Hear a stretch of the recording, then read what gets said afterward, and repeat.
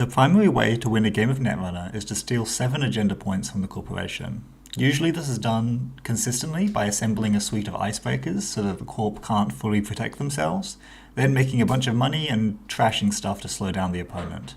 Then you make some critical runs and take the agendas that have accumulated throughout the game. However, there's a lot of middlemen there that we're going to be cutting out today. On average, the normal agenda distribution in a normal 49 card corp deck will require about 17 or 18 random unique accesses to close out a game. You can often do it in less than that, and it's somewhat uncommon for a runner to require more than 18 unique accesses. Our deck list is going to look like this: 45 events, of which 36 are run events. Our influence is all on finality, which has the most accesses available of any single event in standard, and draw to find our better events and recover from the damage we might take. The only resilience we have against corps stacking ender runs on centrals in the long term is our 3 copies of Estebrado, which we'll save for the late game high rolls, when would otherwise be locked out. Econ denial will be key. If the corp can afford to ice and res their ice on the centrals, we just lose. So we need to win as fast as possible. Our first game here is against Alco, which I'm actually pretty happy about because a lot of Alco's ice does not end the run, which is what we need. So we don't need to break the subroutines. You can see my hand here is pretty garbage, so that gets mulliganed away. And we find some finality, some draw, and some money, so I'm pretty happy. They obviously ice HQ. You have to ice HQ against Criminal because you just expect transfer of wealth. And they play a Bladder War. First thing I do is I face check. Draw face check. Just as a mag, I'm not going to tank with 3 damage because I can use my Mercury access on R&D. So the marginal utility of getting to HQ this turn is not that high. I get to see 3 extra with finality. So there's the 1 base, 3 extra, and then 1 off Mercury because you can stack them. So I'm seeing a total of 5 cards. And I get quite lucky and steal 3 points from those 5 cards, so immediately off to a good start. It is true though that I've taken the core damage now, so my maximum hand size is now 4, which is, I just gotta work with that. And I do take down the Bladder Warp because taking a ping here would be really, really annoying. And I don't want to just leave that Econ engine ticking for them. Econ denial, again, is very important. They decide their best defensive resource is not to ice centrals again, but instead to put FUT behind an ice. And I could definitely see that being true. I do a little bit more drawing, try and find some money, and I play a window of opportunity, which dereses a piece of ice, literally just as Econ denial. So I deres the Simac. If they want to keep me out, they can choose to res it, but they choose not to because I'll be completely bottomed out. I get a C2 cards and I steal the hybrid. Now this is quite inefficient because I do take the FUT damage, but now I'm at 4 agenda points, so I'm actually pretty happy. Importantly, I didn't die if I stole a Fuji asset retrieval there, because I would have taken 2 from the FUT and 2 from the Fuji, and I had 4 cards in hand, so that's fine.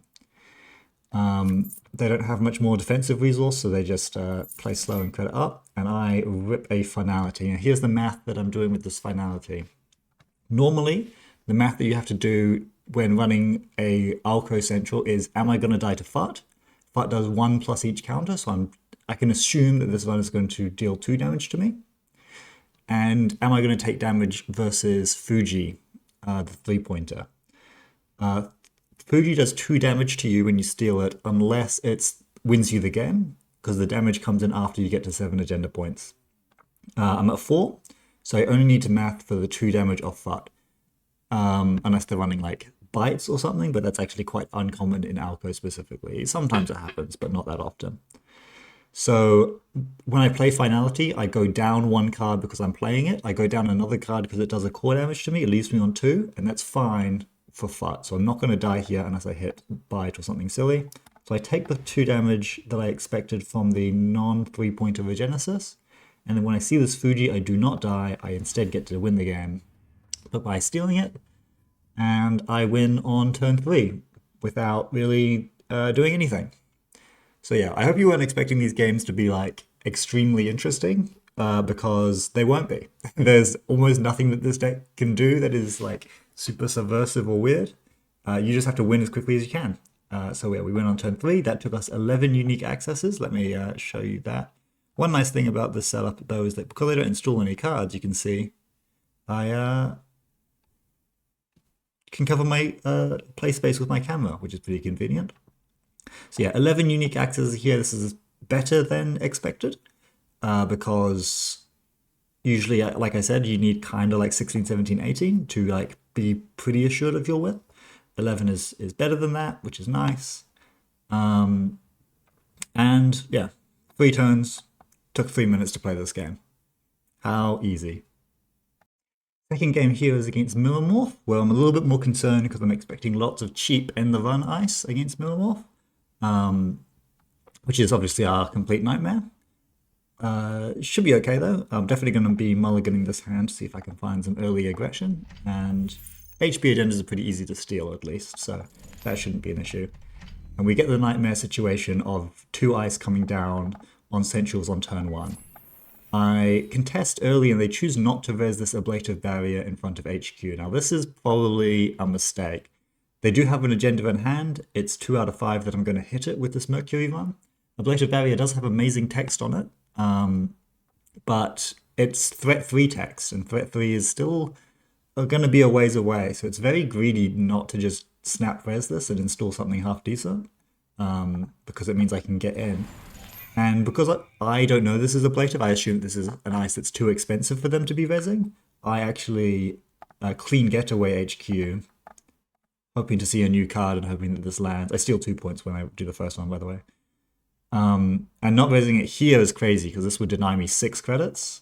So I think this was a mistake. Definitely, they probably should have resed that ablative the first time. They definitely should have resed it the second time.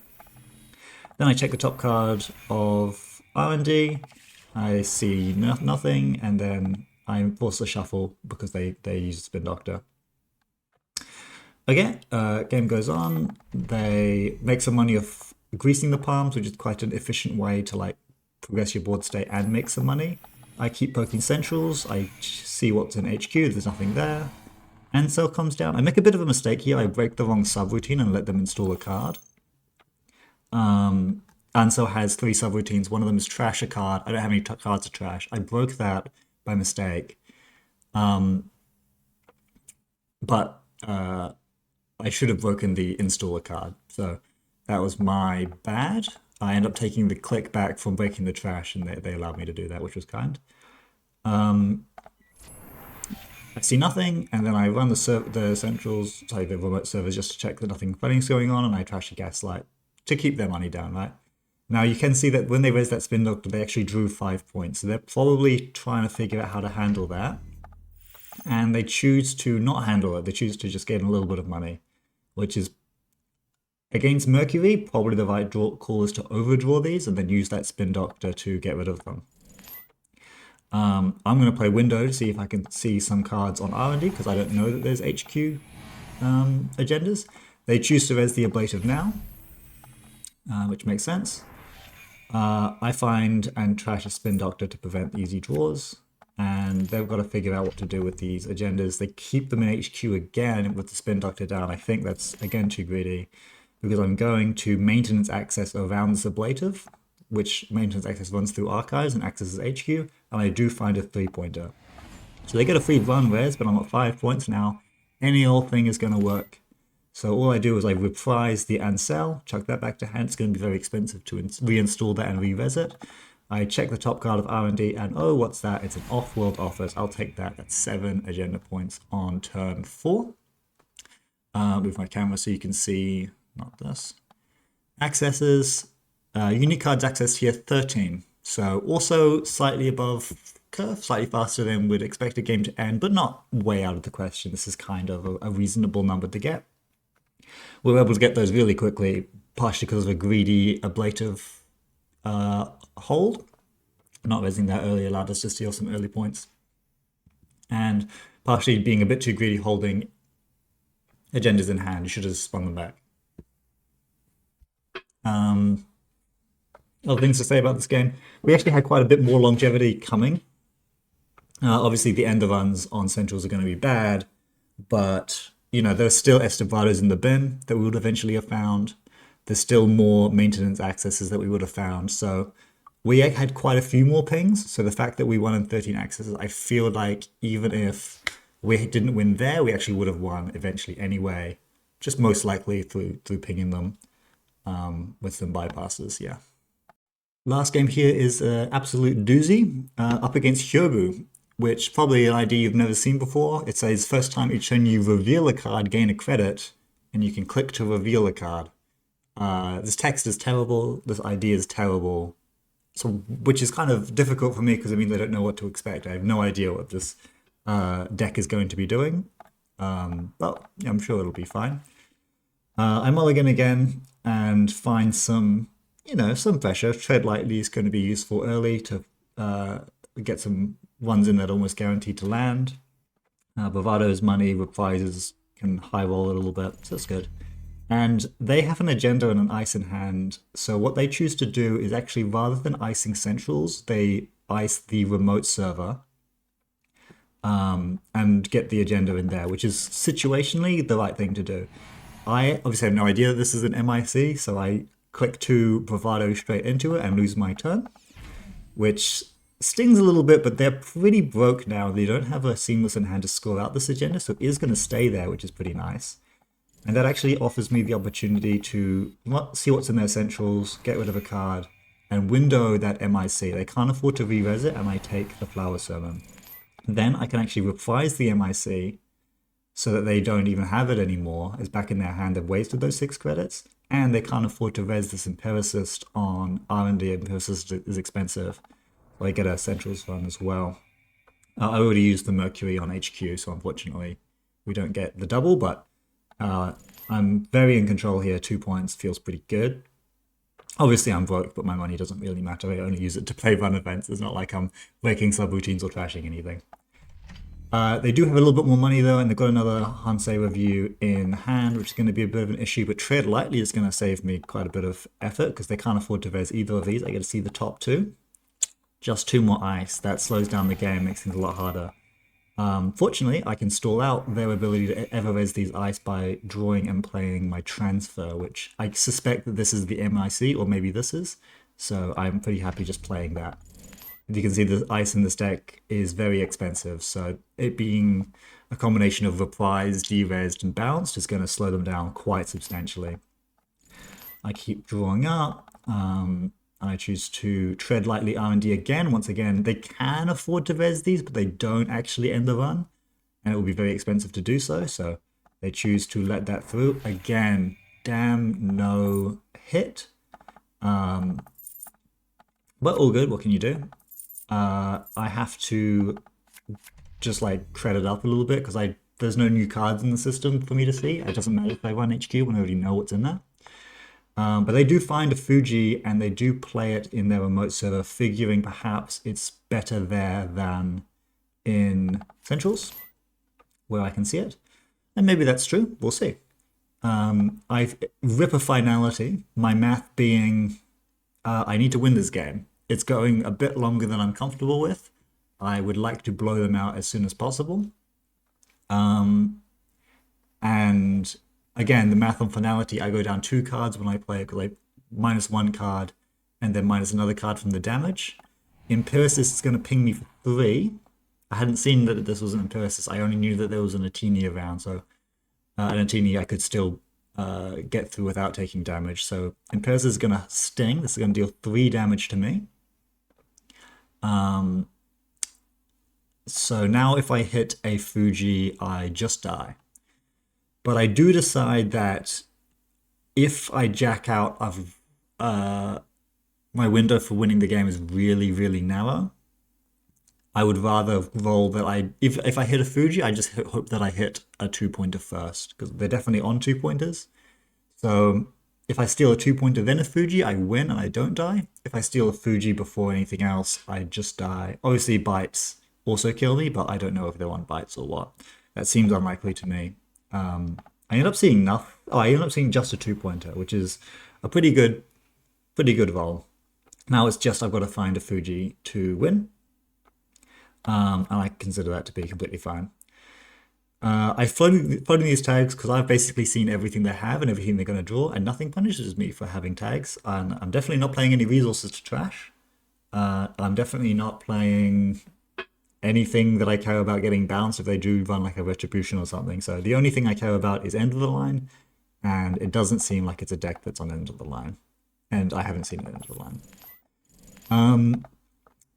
They tell me in chat that they are on stings and that statistically I died, and that may be true. That may be true. They have double seamless for their Fuji that they played in the remote server, which is real ballsy. And they end up scoring it out. So this is the first time someone scored out an agenda against us in these games, which is a good way to remove it from the pool of what I can access without Spin Doctor. So now I've got to figure out how I'm going to find these last 3 points. It's not going to be easy. I've seen the Lacosta on top of R&D when I did that run with Finality, so I'm not super bothered by this, but I do check it. This is an MIC that I didn't expect, and I lose another 2 clicks to it, which sucks, but you know, what can you do? But it does have to serve the purpose of making them res the MIC, which is really good, because now they're broke and they can't afford to res what I suspect is an MIC on HQ. Which means I can land this transfer pretty easily and basically buy myself more turns, which is really nice. I money up, and my plan is they're going to be so broke, I will just try and Finality through their R&D again. Oh, I should Estabrado through their R&D just to get the Mercury pings. And on top, I do find the last 3-pointer. This game goes to turn 10. It took me 12 minutes, so this one was a bit more... bit longer than I would like these games to go. Obviously, I'm trying to get things done as quickly as possible. This one requires 17 unique accesses. So actually, this was about curve, or slightly below, potentially, with this agenda suite. Sorry, slightly above curve in terms of how many accesses it required. And I probably had a couple left that I could still have snuck through, a couple more unique accesses, but 17 is kind of a number that we're happy with. So I think this would have been a lot harder if this ID was any good, as if it had any value coming in aside from they can click for a credit, which you're already allowed to do. Obviously, if I hit a sting, let's say a bite, I just died, but you know, that's life. And with that, I win against a Glacier deck with this deck. Now, should you play this deck? Should you play Mercury with nothing installed and you just make runs at Centrals and hope that you win with a bunch of early accesses? For me, that's going to be a resounding no. I do not really advise that just about anyone plays this. Not just because it's a bad deck. Obviously, it's a bad deck. I lost the majority of games that I tried playing with it. I won like half of them almost, but and you will also. And what's more important is that there's no real autonomy that you have over you win or lose these games. You just kind of find out whether the like guaranteed, 10 to 15 accesses that you get against a regular deck using your bypass and your runs win you the game. And if they don't, you just lose. Being a better player than your opponent doesn't really help you if you are. And if you're a worse player than your opponent, maybe you'll need a Netrunner. And maybe you hear me say this deck has a 45% win rate, regardless of how good you are. And you think, oh, that's good. I don't win 45% of my games, so I should play this and I should win more. And I'm not going to tell you how to have fun. You can do whatever you want. But I would caution against this because the appeal of a deck where you can win against players better than you more often than you currently do is appealing. I've seen it be very seductive to a lot of players, and it makes people very happy. So you can do it occasionally. Play your trap decks, play your Mercury bypass decks, and have some fun. But the reason I cautioned against it is I liken it to learning trap openings in chess or similar games, where you kind of learn one line, you play that one line and just kind of hope that your opponent doesn't know about it or just falls for it. And if you get lucky and it all works out, you just win in exactly the way that you want to win. And if it doesn't work out and they don't play towards your trap line, you've you just lose because you're not as good at the at a regular, more sophisticated position. Similarly, in Netrunner, if you don't know how to play sophisticated, like normal decks as well as your opponent does, the best way to increase your win rate is just to practice, just to get better at the fundamentals.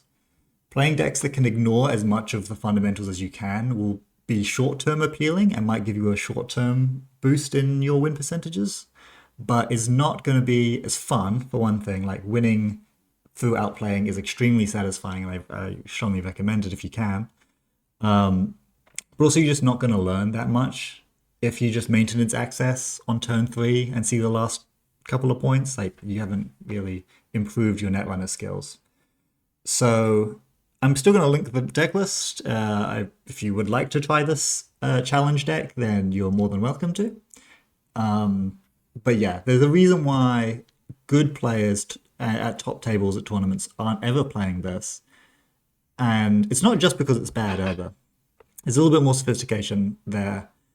If this deck was good, if it was 55% win rate deck, and this is how technically you should be playing Netrunner to win more than half your games, top players would still not be playing it.